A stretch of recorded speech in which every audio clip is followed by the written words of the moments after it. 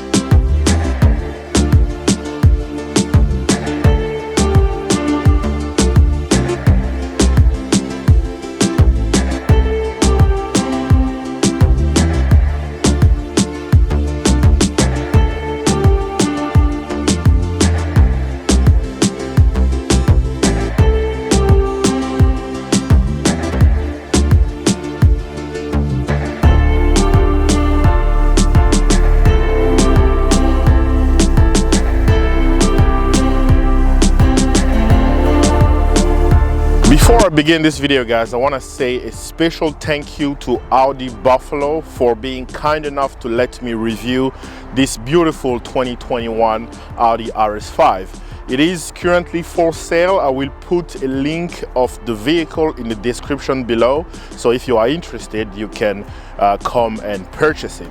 Also, the Audi Buffalo is conveniently located about 3 miles away from the Buffalo International Airport.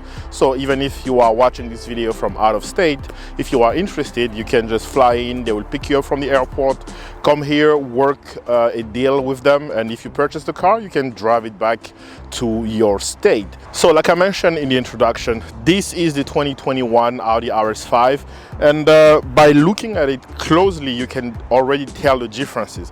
For example, in the 2019 model, you have Quattro written right underneath the grille. In the 2021 model year, they removed the Quattro. Also, the headlight looks a little sharper. You have these sharp, broken down kind of LED running light, while in the old generation, actually the pre-facelifted version, you have a flowing line right here. So now that we are inside the 2021 Audi RS5, let me show you the major differences. Now, let's start with the paddle shifters. They are a little bit smaller compared to the one on my 2019 RS5.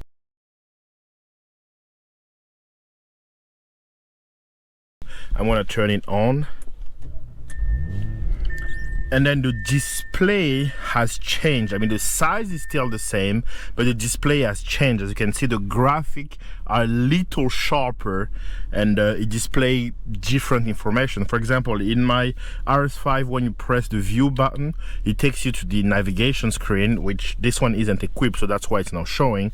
But you still have the digital display here. You have the speedometer, which is displayed differently. You still have your power and torque meter, but instead of the speedometer, you have a giant RPM monitor and then a tiny speedometer right here. The center console, the screen is bigger than the one on the 2019 or 2018 Audi RS5, slightly bigger, and also the display is completely different. Now they've removed the wheel, the swivel wheel. It's now just you have the shifter and then your electronic brakes, but they removed the The volume button is still here. The climate control are exactly the same, and it is now touchscreen, because in the 2019 it wasn't. It is now touchscreen, which is fairly responsive. You can flip through, you get information like the tire pressure, you get your G meter, you get the vehicle all-wheel drive system, the coolant. It definitely displays a lot more information that you were capable to see in the 2018-2019 model year, the pre-facelifted version. So you have the home menu, you have the music display here, you have your cell phone, you have actually you have navigation. Interesting. Let me see if I will be able to display the navigation menu on the screen here. Like I said before, all you had to do is press view, but for some reason I'm unable to show the navigation on this screen. I hope it's not something they remove. Let me try to scroll through this one. One of the advantage of this, I believe, is they've given you much more information on both of these screens that you were capable of getting from the 2018 or 2019 model year. There is also the addition of the RS mode button, which is basically just like the individual mode in the 2018, 19, and 20 RS5, which lets you configure the car the way you want it. Suspension, steering feel, sportiness. With this one, you have two modes, RS1 and RS2, but it does the exact same thing as with the previous individual mode on the RS5. So driving the 2021 Audi RS5 Sportback, like I said, this car still comes with the same 2.9 liter twin turbo V6 that my RS5 has, the 2018/2019 RS5 has. Same 8-speed automatic, same power number. This car only has 2 more doors and only weighs 70 more pounds. So I'm driving it here in a road. The speed limit is 45, and so far I cannot tell the additional 70 pounds. I don't have the impression that I'm driving a sedan per se. I don't have the impression that I'm driving something with an extra 2 doors, which is very impressive. I mean, I still feel like I'm driving the coupe. So on that note, it doesn't really feel that different from my Audi RS5 Coupe. I'm still trying to get used to this new display. I don't know if it is an improvement or it's just a gimmick, but it definitely looks good. I prefer the other one. The other one made it, the one that I have made it look a little sportier than this one. This is more plain looking. It looks beautiful, but it doesn't show the aggressiveness of the car. It doesn't show you the sportiness of the car.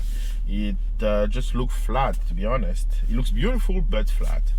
But the thing that I'm noticing is the larger displays is very good. Everything is bigger. Everything feels much better placed, and it's definitely an improvement to have a bigger screen. And also, my RS5 Coupe has a flat bottom steering wheel. This one has a round bottom, which I don't know. I have to check out the 2021 RS5 Coupe to see if it comes with a flat bottom steering wheel, but this one has a round bottom steering wheel rather than the flat bottom on the 2019 RS5 Coupe. The turning circle of this vehicle is very, very small, which is, you wouldn't really imagine, because the car has extra doors. You would think that it will be a little bit difficult to do a turn, but I just did, and it feels very compact. I think they've increased the wheel travel a little bit to accomplish that. So jumping from a 2-door RS5 to a 4-door Sportback doesn't feel that much different. RS5 Sportback has a MSRP price of $75,400.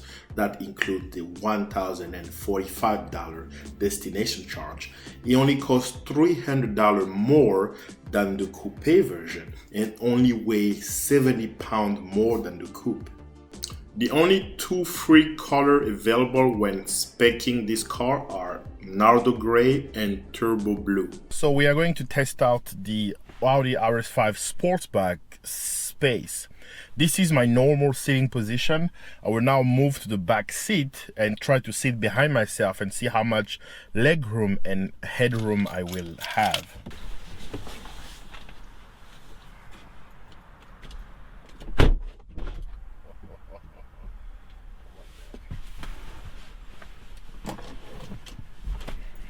Okay, I'm now sitting behind myself.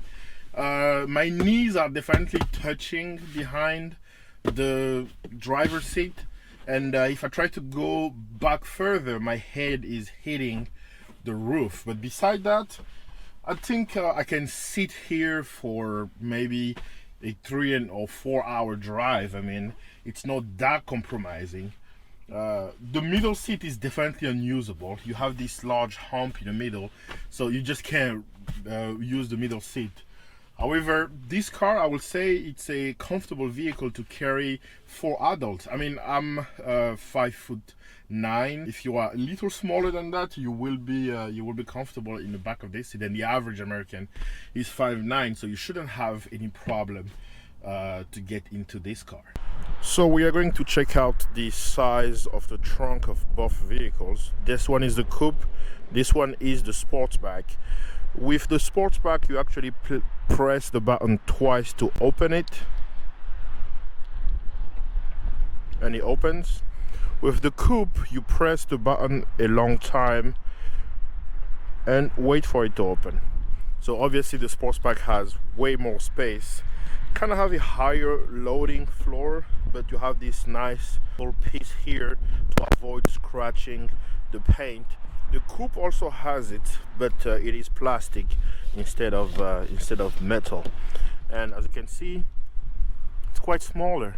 You can still fit about 2 suitcases and 1 carry-on baggage in here, while in the Sportback you can fit 3 suitcases and 1 carry-on luggage. Also, the Sportback has a soft close. All you have to do is press the button right here and then move. It will close by itself. While the Coupe doesn't have that button, because I think the trunk is not that heavy. All you have to do is do it. So we come to the conclusion of the video.